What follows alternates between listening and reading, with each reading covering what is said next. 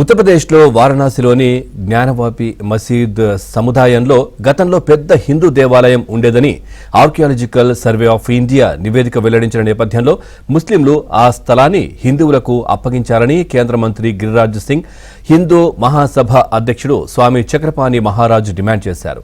జ్ఞానవాపి ఆలయం ఉన్నట్లు అన్ని ఆధారాలు బయటపడ్డాయని గిరిరాజ్ సింగ్ అన్నారు.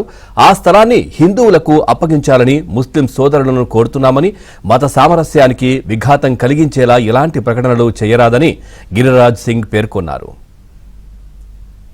ప్రస్తుత నిర్మాణానికి ముందు హిందూ దేవాలయం ఉండేదని ఏఎస్ఐ నివేదిక స్పష్టం చేస్తున్నందున ఆ స్థలంపై హక్కులను తిరిగి హిందువులకు అప్పగించి ఆదర్శంగా నిలవాలని హిందూ మహాసభ అధ్యక్షుడు స్వామి చక్రపాణి మహారాజ్ ముస్లిం వర్గానికి విజ్ఞప్తి చేశారు.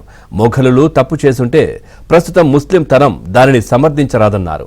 ఈ కేసులో హిందువుల తరపున వాదిస్తున్న న్యాయవాది విష్ణుశంకర్ జైన్ మాట్లాడుతూ ఏఎస్ఐ నివేదిక ప్రకారం ఆలయాన్ని ధ్వంసం చేసి అక్కడ మసీదు నిర్మించారన్నారు.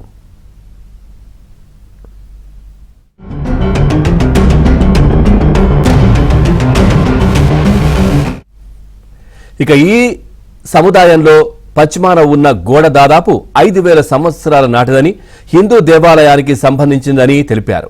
హిందూ దేవతల విగ్రహాలు ఉన్నాయని, తెలుగు కన్నడ భాషల్లో శాసనాలు కూడా ఉన్నాయని వెల్లడించారు. కాగా జ్ఞానవాపి మసీద్ మేనేజింగ్ కమిటీ ఏఎస్ఐ నివేదికపై సందేహాలు లేవనెత్తింది. ఇది నివేదిక మాత్రమేనని, నిర్ణయం కాదని పేర్కొంది. ఇక 839 ప్రాంతాలను పరిశీలించి నివేదిక రూపొందించారని, దీన్ని అధ్యయనం చేసి విశ్లేషించడానికి సమయం పడుతుందని, నిపుణుల అభిప్రాయాలు తీసుకుని కోర్టుకు నివేదించాల్సి ఉందని తెలిపింది. తాజా పరిణామాలతో వివాదాస్పద జ్ఞానవాపి మసీదు వద్ద అధికారులు కట్టుదిట్టమైన భద్రతా ఏర్పాట్లు చేశారు.